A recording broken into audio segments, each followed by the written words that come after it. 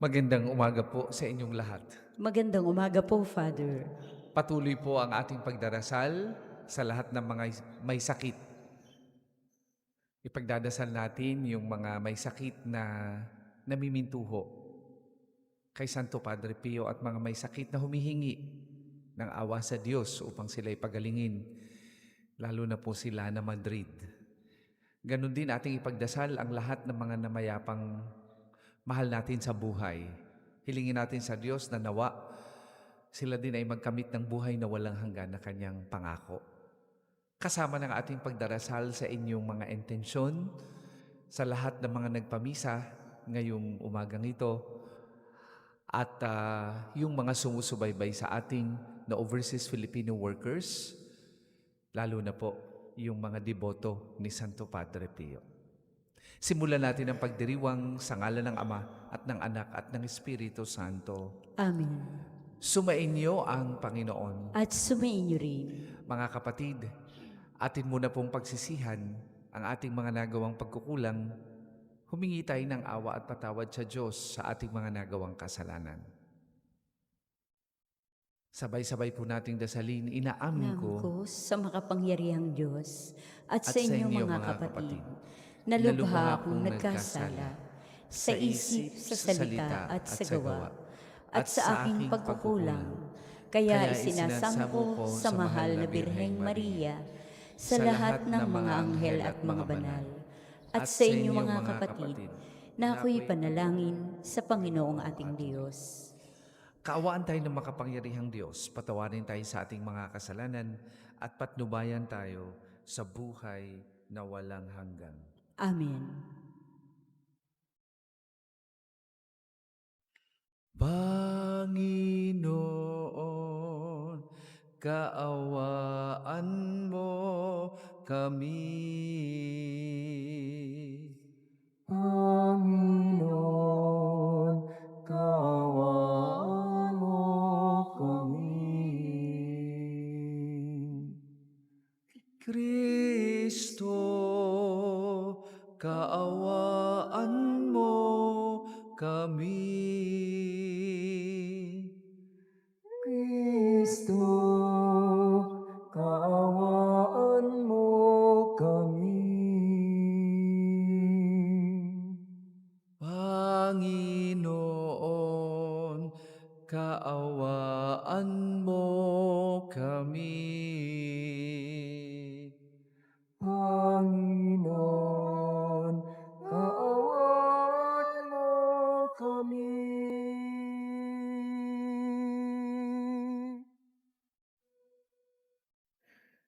Manalangin tayo.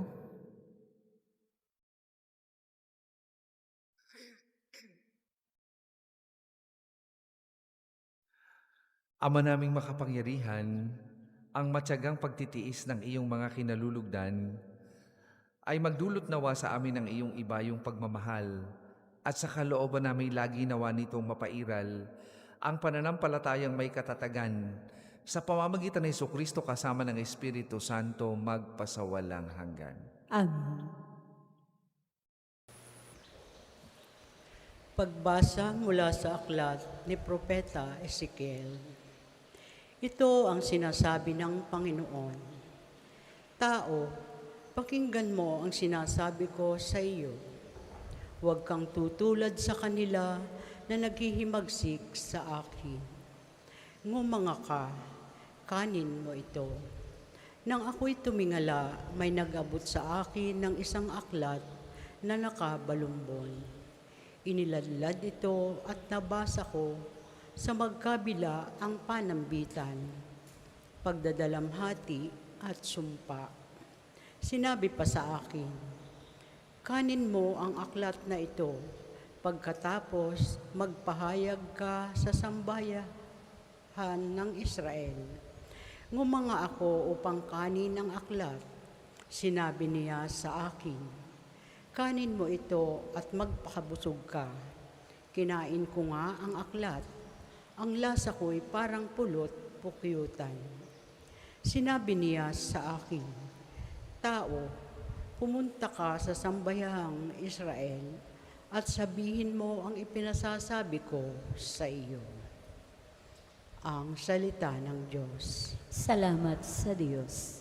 Salmong tugunan, o kay tamis na namnamin ang utos mong bigay sa amin. O kay tamis na namnamin ang utos mong bigay sa amin. Nagagalak na susundin yaong iyong kautusan, higit pa sa pagkagalak na dulot ng kayamanan. O kay tamis na namnamin ang utos mong bigay sa amin. Ang buo mong kautusan sa akin ay umaaliw, siyang gurong nagpapayo sa lahat kong suliranin. O kay tamis na namnamin ang utos mong bigay sa amin. Higit pa sa ginto't pilak nitong buong sanlibutan, ang mabuting idudulot ng bigay mong kautusan. O kay tamis na namnamin ang utos mong bigay sa amin. O kay tamis na namnamin ang utos mong ibinigay, matamis pa kaysa pulot yaong lasang tinataglay. O kay tamis na namnamin ang utos mong bigay sa amin. Halos humihingal ako dahilan sa kasabikan, na mata mo yaong aking minimithing kautusan. O kay tamis na namnamin ang utos mong bigay sa amin. Magsitayo po ang lahat.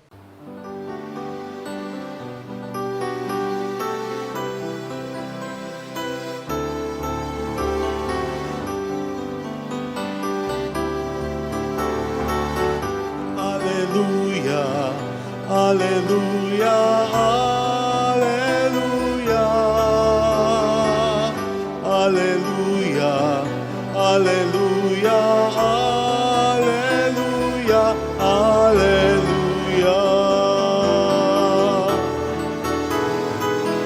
Alleluia, alleluia, alleluia. Alleluia, alleluia, alleluia, alleluia.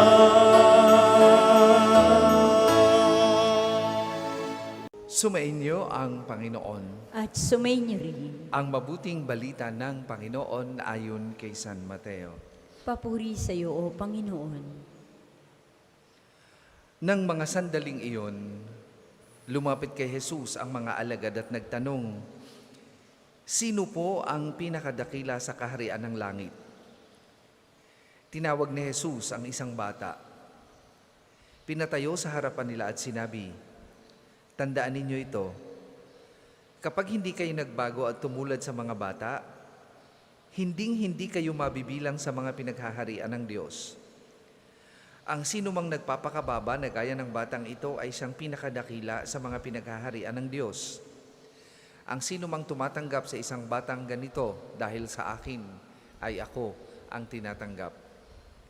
Ingatan ninyo na huwag hamakin ang isa sa maliit na ito. Sinasabi ko sa inyo, sa langit ang kanilang mga anghel ay laging nasa harapan ng aking Ama. Ano sa akala ninyo ang gagawin ng isang taong may 100 tupa kung maligaw ang isa sa mga iyon? Hindi kaya niya iiwan ng 99 na nanginginain sa kaburulan upang hanapin ang naligaw? Sinasabi ko sa inyo, kapag nasumpungan niya ito, higit niyang ikinagagalak ang isang tao kaysa siyam ang isang ito kaysa 99 na hindi naligaw. Gayon din naman, hindi kalooban ng inyong amang nasa langit na mapahamak ang isa sa maliliit na ito." Mga kapatid, ang mabuting balita ng Panginoon. Pinupuri ka namin, Panginoong Hesukristo.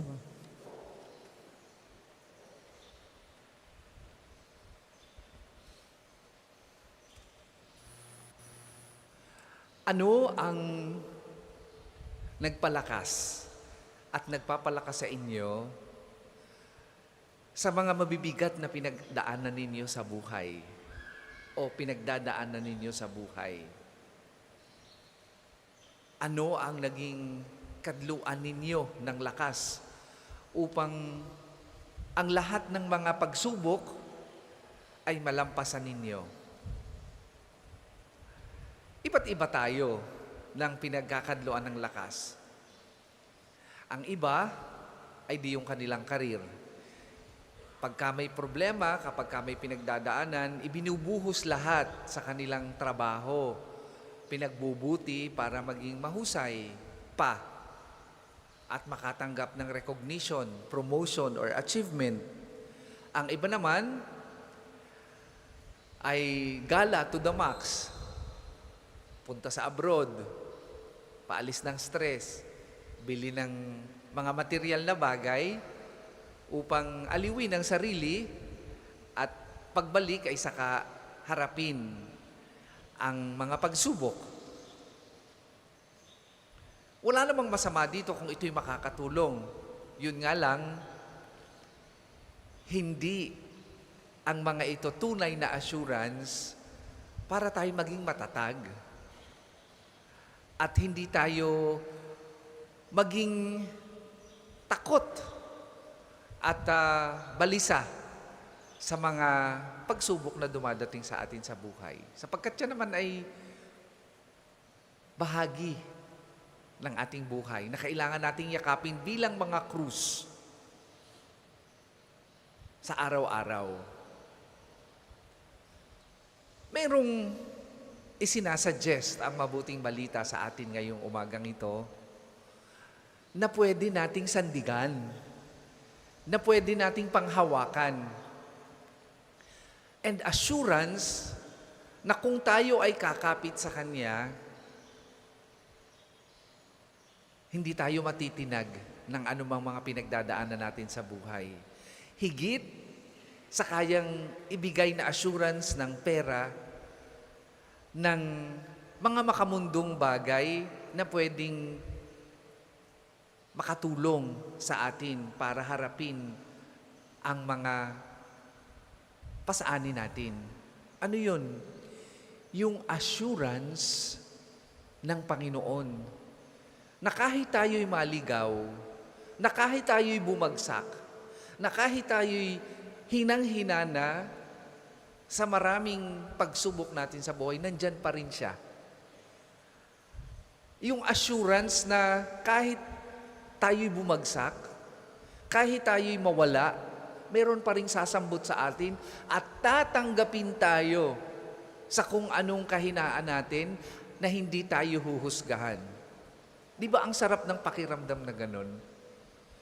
Di ba ang sarap ng maramdaman na merong bukod sa ating mga kaibigan at mga mahal sa buhay, merong Diyos na tatanggap sa atin at tanggap tayo kahit litong-lito na tayo kung anong gagawin natin sa mga pagsubok natin sa buhay. At yun ang tama na dapat nating paghugutan ng lakas. Siya na ating Panginoon, na siyang dapat nating paghugutan ng lakas, and the assurance that there is always Jesus, or Jesus is always there to strengthen us. Ang ganda ng imagery na ipinakita. Kung sino ang Panginoon na ating sinasamba sa mabuting balita. Kapag tayo daw ay nawala, merong nag-aalala para sa atin, merong nagmamalasakit sa atin, at iiwan yung 99 para tayo hanapin. Di ba yung ganung Diyos na nagpapakilala sa atin ay nakapagbibigay ng inspirasyon at pag-asa? Di ba yung Diyos na yon ay sapat na para tayo ay bigyan muli ng panibagong lakas sa gitna ng mga bagyo na ating pinagdadaanan?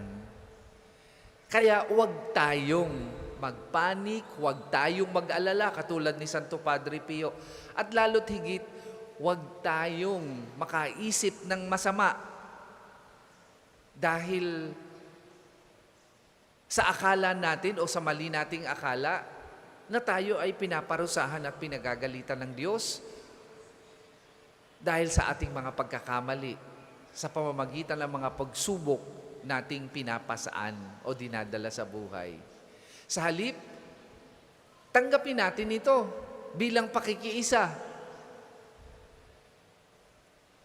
sa pagpapakasakit ni Kristo at let us be at peace sa ating kalooban. Huwag tayong mag-alala dahil ang Diyos ay hindi tayo pababayaan. At kung sakaling tayo'y mawala, nandun ang kanyang assurance na tayo'y kanyang hahanapin, na tayo'y kanyang ibabalik na muli, na tayo'y kanyang aakayin pabalik sa tunay nating tahanan.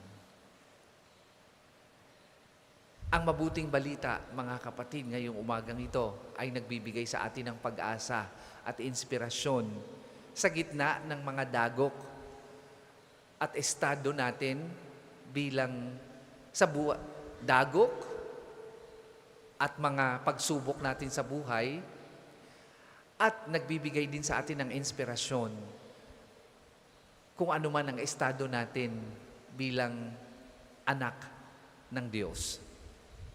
Kung tayo ay nasa gitna ng malaking kasalanan, sa halip na tayo ay manatili doon, magpakumbaba tayo. Magbalik loob tayo sa Diyos at hingin na nawa ay masumpungan natin siya sa kanyang paghahanap sa atin. Magpakumbaba tayo. Huwag nating pairalin ang ating pride upang tayo ay magkamit ng kapayapaan ng kalooban at assurance ng Panginoon sa paghahanap niya sa atin. At ikalawa, kung tayo'y pinanghihinaan ng loob at nasisiraan ng loob dahil sa mga dagok natin sa buhay, gawin nating lakas, pag-asa at inspirasyon ang Diyos na nangangakong tayo ay palalakasin sa mga dagok natin sa buhay. Para po sa mga maghahandog ng sobre, pakihulog na lamang po sa buslo.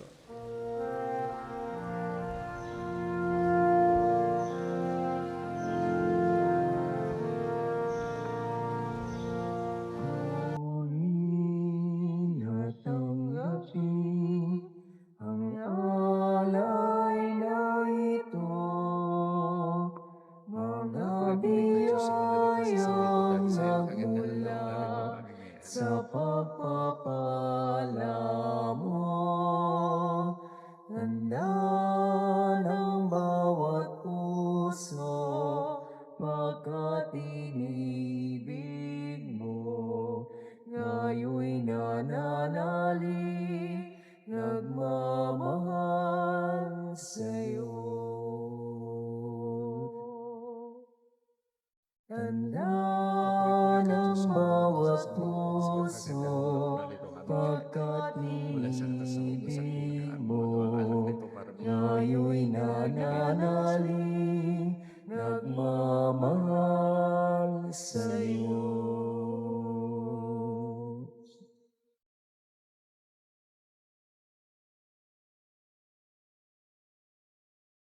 Magsitayo po ang lahat. Manalangin kayo mga kapatid upang ang paghahain natin ay kalugdan ng Diyos amang makapangyarihan. Tanggapin nawa ng Panginoon itong paghahain sa iyong mga kamay, sa kapurihan niya at karangalan, sa ating kapakinabangan, at sa buong sambayanan niyang banal.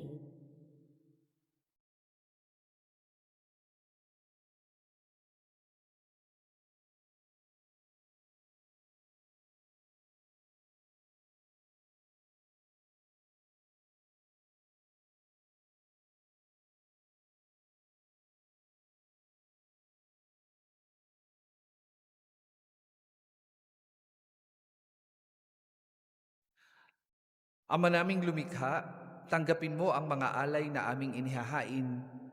Ngayong ginugunita namin ang mga banal na martir at ipagkaloob mong aming sambahin ang ngalan mo na may katatagan sa pamamagitan ng Jesucristo kasama ng Espiritu Santo magpasawalang hanggan. Amen. Sumainyo ang Panginoon. At sumainyo rin. Itaas sa Diyos ang inyong puso at diwa. Itinaasa namin sa Panginoon. Pasalamatan natin ang Panginoong ating Diyos. Marapat na siya ay pasalamatan.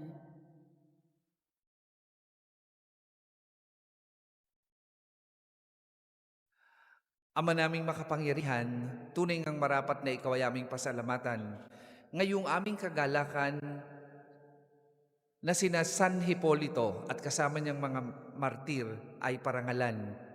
Sila'y kapanalig naming may paninindigan na ikaw ay ipahayag kahit sila'y mamatay, sapagkat minarapat mong kanilang matularan ang inyong anak na naghain ng sariling buhay. Tulad ng naganap sa iyong anak, ang dugo ng mga martir ay dumanak hindi dahil sa katatagang likas kundi dahil sa iyong bigay na lakas. Kaya kaisa ng mga anghel na nagsisiawit ng papuri sa iyo, nang walang humpay sa kalangitan, kami nagbubunyi sa iyong kadakilaan.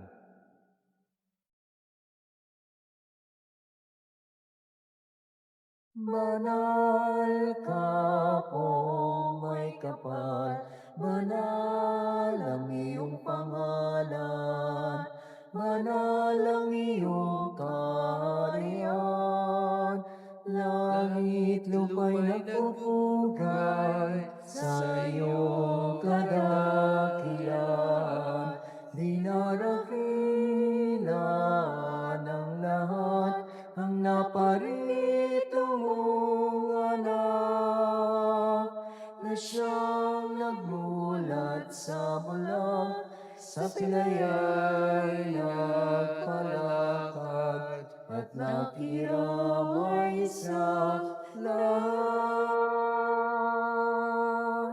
Kundi kayang lumuhod ay manatiling nakatayo ng may paggalang.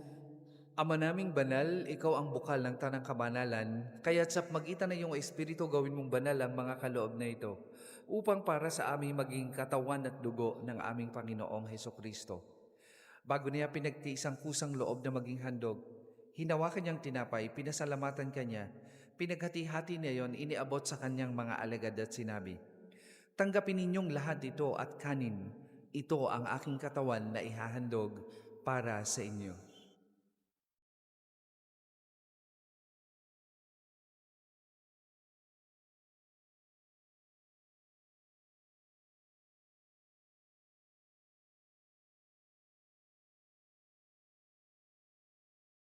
Gayun din naman nung matapos ang hapunan, hinawakan niyang kalis, muli kanyang pinasalamatan.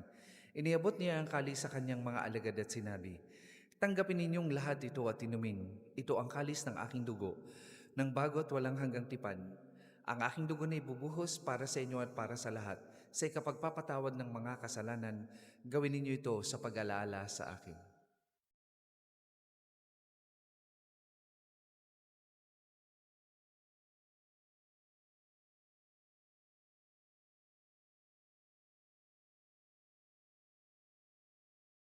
Ipagbunyi natin ang misteryo ng pananampalataya. Si Kristo'y namatay, si Kristo'y nabuhay, si Kristo'y babalik sa wakas ng panahon. Ama, ginagawa namin yan ang pag-alaala sa pagkamatay at muling pagkabuhay ng iyong anak. Kaya tiniaalay namin sa iyong tinapay na nagbibigay buhay at ang kalis na nagkakaloob ng kaligtasan. Kami nagpapasalamat dahil kami iyong minarapat na tumayo sa harap mo para maglingkod sa iyo. Isinasamo namin kami magsasalo-salo sa katawan at dugo ni Kristo ay mabuklod sa pagkakaisa sa pamamagitan ng Espiritu Santo. Alalahanin mo rin ang mga kapatid naming nahimlay nang may pag-aasang sila'y muling mabubuhay, gayon din ang lahat ng mga pumanaw. Kaawaan mo sila at patuloyin sa iyong kaliwanagan. Kaawaan mo at pagindapatin kaming lahat na makasalo sa iyong buhay na walang wakas. Kaisa ng mahal na Birheng Maria na ina ng Diyos, ni San Jose na kanyang kalinis-linisang esposo, kaisa ng mga apostol at ng lahat ng mga banal na namuhay dito sa daigdig ng kalugod-lugod sa iyo, may pagdiwang nawa namin ang pagpupuri sa ikararangal mo sa magitan ng iyong anak na aming Panginoong Hesukristo. Sa pamamagitan ni Kristo kasama na sa Kanya, ang lahat ng parangal at papuri ay sa iyo, Diyos amang makapangyarihan, kasama ng Espiritu Santo, magpasawalang hanggan. Amen, amen, amen.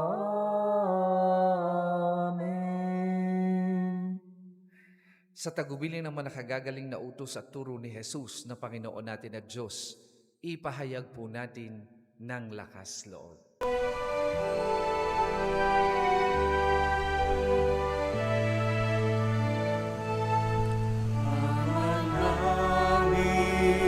Sumasalangit ka, sambahin ang ngalan mo.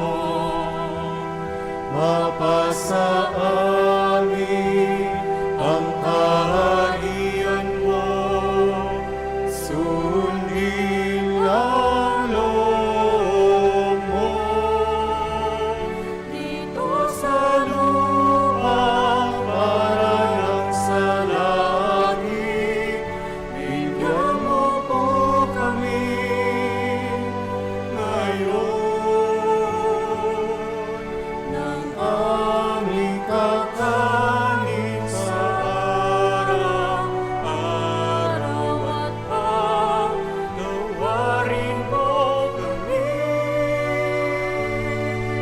sa aming mga sala para na pagpapatawad namin sa nagkakasala sa amin. At huwag mo kami ipahintulot sa gusto, at iadya mo kami sa lahat ng masama. Hinihiling namin kami adya sa lahat ng masama, pagkalooban ng kapayapaan araw-araw, iligtas sa kasalanan at ilayo sa lahat ng kapahamakan. Samantalang aming pinananabikan ang dakilang araw ng pagpapahayag ng tagapagligtas naming si Heso Kristo. Sapagkat iyo ang kaharian at ang kapangyarihan at ang kapurihan magpakailanman. Amen. Panginoong Kristo, sinabi mo sa iyong mga apostol, kapayapaan ang iniiwan ko sa inyo, ang aking kapayapaan ang ibinibigay ko sa inyo. Tunghayan mo ang aming pananampalataya at huwag ang aming mga pagkakasala. Pagkalooban mo kami ng kapayapaan at pagkakaisa ayon sa iyong kalooban, kasama ng Espiritu Santo magpasawalang hanggan. Amen. Ang kapayapaan ng Panginoon ay lagi pong sumainyong lahat. At sumainyo rin. Magbigayan po kayo at maghangad ng kapayapaan sa isa't isa. Kordero ng Diyos na nag-aalis sa mga kasalanan ng sanlibutan, maawa ka sa amin. Kordero ng Diyos na nag-aalis sa mga kasalanan ng sanlibutan, maawa ka sa amin. Kordero ng Diyos na nag-aalis sa mga kasalanan ng sanlibutan, ipagkaloob mo sa amin ang kapayapaan. Kung hindi kayang lumuhod ay manatiling nakatayo ng may paggalang.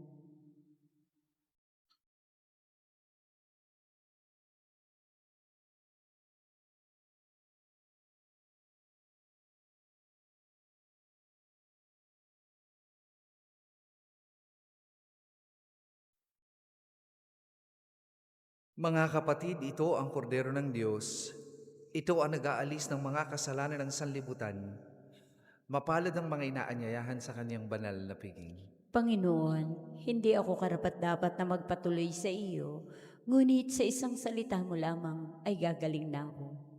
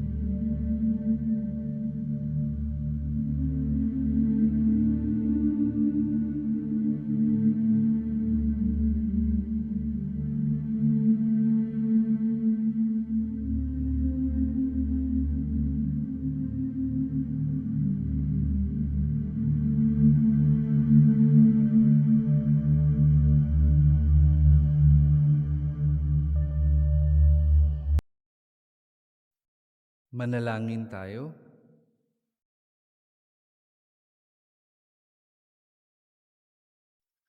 Ama naming makapangyarihan,